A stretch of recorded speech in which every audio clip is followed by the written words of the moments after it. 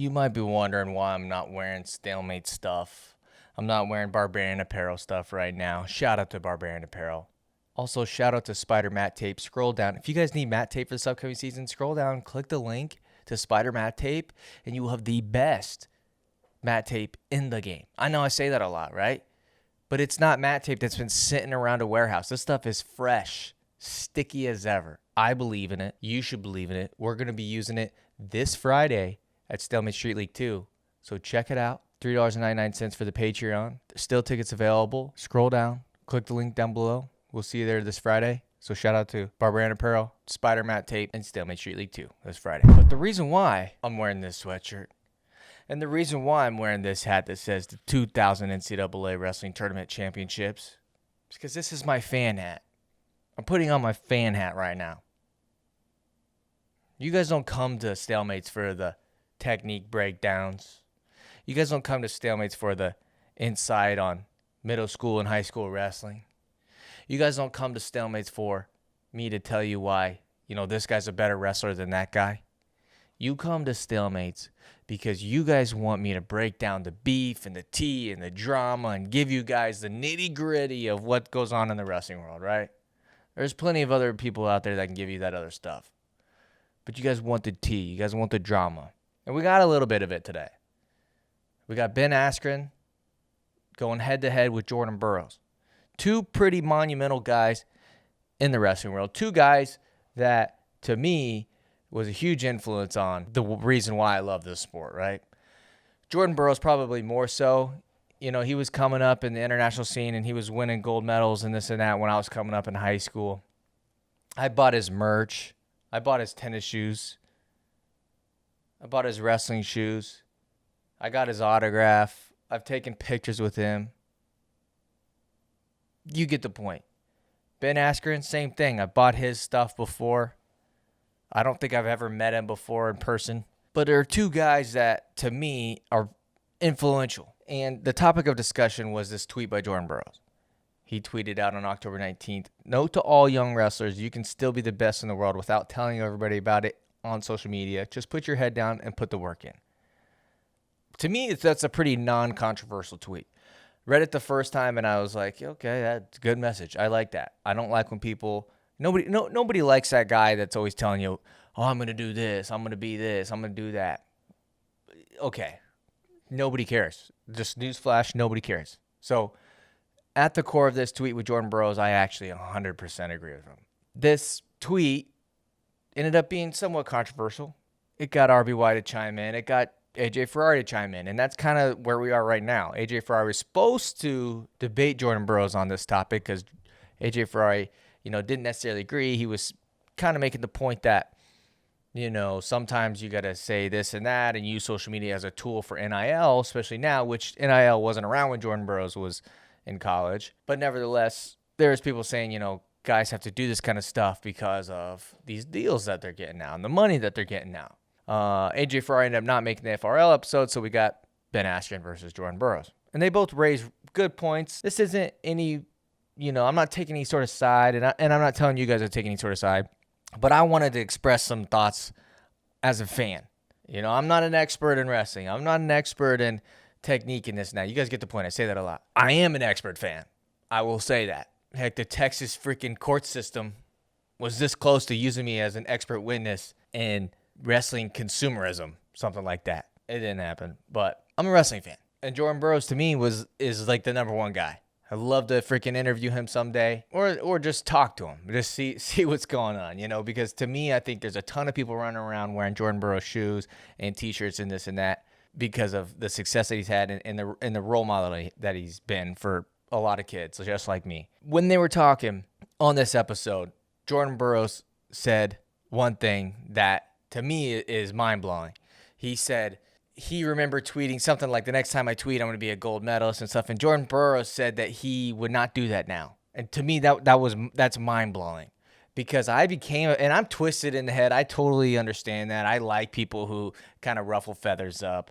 That gets me going as a fan. I get excited. It gives me a reason. It sparks emotion out of me. So I'd like there's something in me that if you spark emotion in me, whether it's good or bad, I'm hooked. because I want to feel something. I want to feel mad. I want to feel happy. I want to feel sad. I want to feel all these things, right? Like, I don't understand why some people are like now, I don't understand why some people are like Tom Brady fans, right? Because if you have it good all the time, if you're winning all the time, how does that keep you going? I like the struggle. I'm a Cubs fan, right? Diehard Cubs fan my whole life. They won the World Series. I could care less anymore. And now they're not good again, which to me is good because now it gives me a reason like, okay, I like that process. I like that roller coaster. I like that up and down, right? And so when Jordan Burroughs says that he would no longer, be the Jordan Burroughs that he was in the beginning, to me, it kind of breaks my heart a little bit. I like the Jordan Burroughs that made his Twitter at All I See Is Gold, and he hasn't changed it. It's still All I See Is Gold. That to me was like Muhammad Ali walking around the Olympic Village, knowing damn well he was going to win. It's the same thing with Jordan Burroughs. I went to Jordan Burroughs' camp in 2012, right before he won the gold medal. And I remember thinking, like, this is awesome. Like, this guy's going over there and he knows he's going to win. To me, that was confidence that inspired me, on the mat and off the mat. Like, just knowing, a guy like him just knew he was going to win. And he put it out there. He put it out for the world to see. And now he's saying he wishes he didn't do that. And to me, I'm like, dang, I don't think he realizes how big of an influence that has on people. And maybe he does. I'm not saying, I guess I shouldn't say that he doesn't realize that. But it would make me sad if he wasn't like that. And, we've seen him even do it recently. He's right before the World Team Trials, he was, cutting one of the best promos against Aymar. Saying that he's overweight and doesn't think that his head's in the right place and this and that. And, Jordan Burroughs to me is the king of cutting promos. And maybe this is a big promo. Maybe this is. One thing that he also said was, you look at guys like Dan Gable and John Smith and Cael Sanderson. And he says that those guys are the three most influential guys in this sport.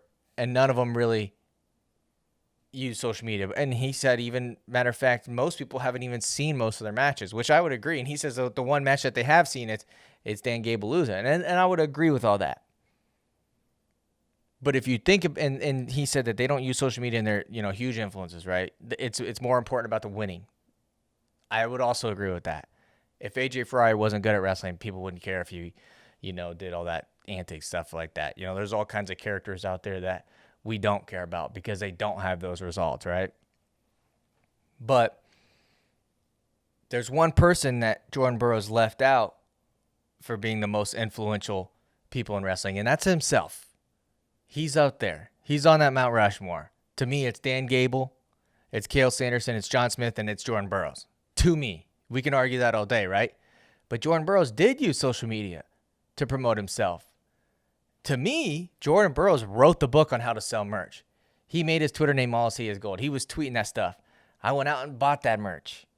And so I think he's the perfect example of why you should use social media to, say you're going to do this and that. And it doesn't work for everybody, right? So let's go back to that example of Dan Gable, Cael Sanderson, and John Smith. Those three guys don't use social media and stuff like that because that's probably not them. They're probably not those guys who say that.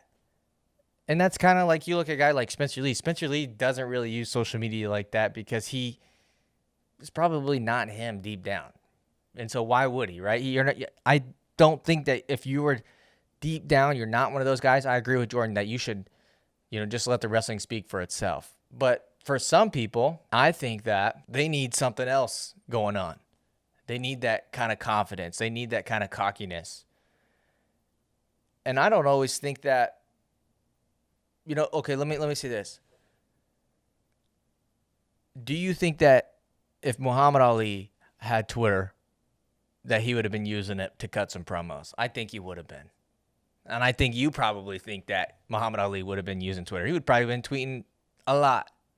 That's just kind of a new medium now. That's just kind of a new tool now. The other thing that they talked about was, I think it was Ben asked Jordan, how would you tell an AJ Ferrari, how would you coach him on how to use social media and stuff like that? Well, I'll say this to you, Ben. If you are coaching a kid on how to use social media, that kid's already lost. That's natural. AJ Ferrari, that's natural. If you've been paying attention to AJ Ferrari since he was in high school or something like that, he's been him. This is just AJ Ferrari. Now, now that he's got this attention stuff, he might, add like 10% more of, the heel roll, or he might add a little bit more than he might normally have or something like that. But overall, that's just him. And that's why it really works. And then they also talked about DeSanto. That's also just DeSanto. And DeSanto doesn't use social media. He doesn't have that. I don't even know if he even knows what it is. I'm sure he does, but it can work both ways. And I think both these guys are right. Jordan Burroughs, his point is like, you should just let your work kind of speak for itself. But my argument to him is a huge reason why I'm a huge Jordan Burroughs fan is because how he was. He kind of came in the game just kind of talking his smack. Reminded me of Muhammad Ali. He knew he was going to win that gold medal. And he was telling you, what are you going to do about it? You're not going to do a damn thing. Ben Askren's kind of the same way. Ben Askren's kind of the other way around, where Ben has used his shit talking to get him into the UFC. He's used his shit talking to get him a fight with Jake Paul, which earned him a lot of money. You can say what you want about how that fight went, but he earned the biggest paycheck of his career. So both these guys are guys that have used their, whether it's social media or whatever, to get them to certain heights, to get them to certain places. And so I think they're both great examples of how it can work out for you. But I think both of these guys, Jordan and Ben, are authentic guys. They're 100% themselves. They're both really freaking good at their crafts. And so I think if you're a wrestler out there and you're wondering, is this me? If you're asking yourself, or if you need coaching or this and that, it ain't you. It's not you at all. And you shouldn't do it. I think we saw that a little bit with Gable. I think Gable at first he was a likable dude. And then at some point he took a heel turn. And I think he kind of, that's when he kind of, was talking this and that with AJ and this and that. And then now I don't see Gable as a heel. I see Gable as, I think this Olympic version of Gable is the best Gable that we've seen in terms of, who he is and stuff like that. I don't think that Gable, to me, I never really bought in that he was a heel. I just kind of thought, he's seems like a super nice guy but a bad mofo. And so I think, we might see that change. I don't know anything about WWE. I don't know if they bring you in and say, hey, you're going to do this and do that, or if they just kind of let you do your thing and kind of watch and see, how you act and stuff like that. But I think deep down you have to be who you say you are, or you have to be kind of self-aware enough, but not totally self-aware. So you got to kind of just like, you can't be too self-aware it's kind of obvious, right? Like we want the real deal. We want people out there, if you're gonna talk smack and use social media saying you're the best and this and that, and you're gonna beat this guy and this and that, you better have the results to back it up. So I don't think either of these guys are really wrong in this conversation. And I think the original tweet that started this whole firestorm was a 100% tweet. That's an accurate tweet. You can drop the emoji. It's a good tweet.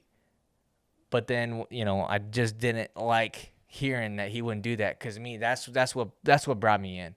That's what made me a fan. That's what made me, I will go to the end of this earth watching Jordan Burroughs wrestle. If he's 80 years old, I'll buy that pay-per-view all day. That's today's video. I just want to get that off my chest. Thank you guys for watching. Hit subscribe. And $3.99 Patreon this Friday, October 29th, StaleMates Street League 2. I'll see you there. Spider Matte Tape. Check it out. Barbarian Apparel. Check it out.